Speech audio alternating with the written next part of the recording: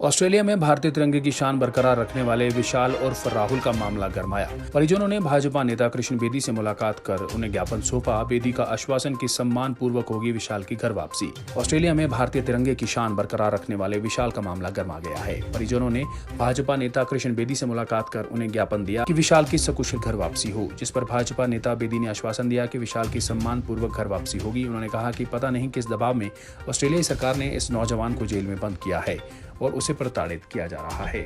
वहीं विशाल के पिता नाथीराम ने कहा कि उनकी लंबे अरसे के बाद विशाल से बातचीत हुई, जो कि दबी दबी आवाज में बात कर रहा था, और उसने कहा कि ऑस्ट्रेलिया में हाई कमीशन की टीम ने उनसे भेंट किया, उनकी बात सुनी है और उन्होंने कहा कि उसकी बेटी को सम्मान सहित भारत वापस लाया जाए।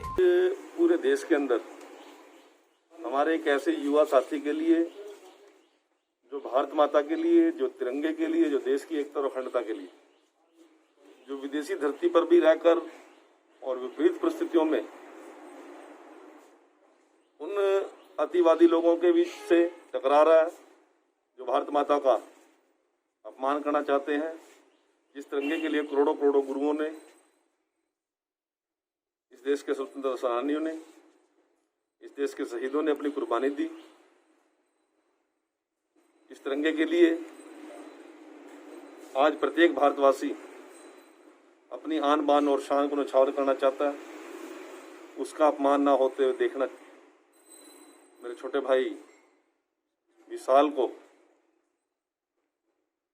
बर्दाश्त नहीं हुआ। और जो वीडियोस मैंने देखी है, जिस प्रकार से उस युवा के साथ वहाँ के देश विरोधी ताकत से समर्थित कुछ लोगों ने बार बार मारपीट की। वो तिरंगा यात्रा निकाल रहे थे 26 जनवरी को, जब लाल किले में तिरंगे के ऊपर तिरंगे को अपमानित करने का काम किया, तो उस भारत माता के पूत का भी खून खोल गया। वहाँ पर जो हमारे भारतीय साथी नौजवान जो भारत माता के सच्चे सपूत हैं, चाहे वो रोजगार और चाहे शिक्षा की तलाश में वहाँ तक गए हैं, उन्होंने वहाँ पर भी भारत माता की आन बान शान को बट्टा न लगे ऐसी तिरंगा यात्रा निकालने का प्रयास किया। परंतु जो विदेशी फंडिंग के माध्यम से, जो विदेशी ताकतों के हाथ में जो लोग खेल रहे हैं, उन्होंने उनको साथ रोका, उनके साथ मारपीट की, तिरंगे के झंडे को जलाने का काम किया और जला गया ही नहीं, उसको पांव से कुचला, जो वीडियोज मैंने देखी हैं। परंतु उस नौजवान ने हजारों की भीड़ में से निकलकर उस तिरंगे के ऐसे गाड़ी के ऊपर खड़ा होकर उसने तिरंगा लहराकर करोड़ों करोड़ों भारतवासियों का सीना चौड़ा करने का काम किया, उन शहीदों को नमन करने का काम किया। ऐसे साथी का उन लोगों ने घर पर भी हमला किया, बार बार हमला किया, और ऑस्ट्रेलिया की सरकार बना पता नहीं किस दबाव में उसी नौजवान को उन्होंने जेल में बंद कर दिया। और जेल में रहते हुए भी उसको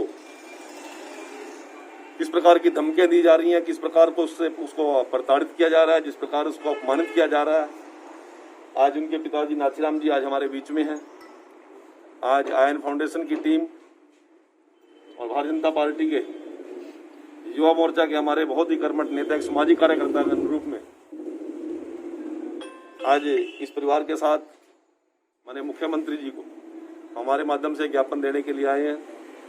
मैं इन युवा साथियों का, चाहे कर्ण प्रताप है, रूबल शर्मा है, भाई विशाल विकास राणा है, चाहे सतबीर राणा है, मैं सभी साथियों का, साहिल जी हैं, सुविंदर गुमटी जी हैं, इन सभी साथियों का आभार प्रकट करता हूं और विश्वास दिलाना चाहता हूं कि बनती कार्रवाई मैं हमारे मुख्यमंत्री के माध्यम से, देश के प्रधानमंत्री जी के माध्यम से हम उस नौजवान की सुरक्षा की भी चिंता करेंगे और उसको जेल से रिहा करने का भी काम करेंगे।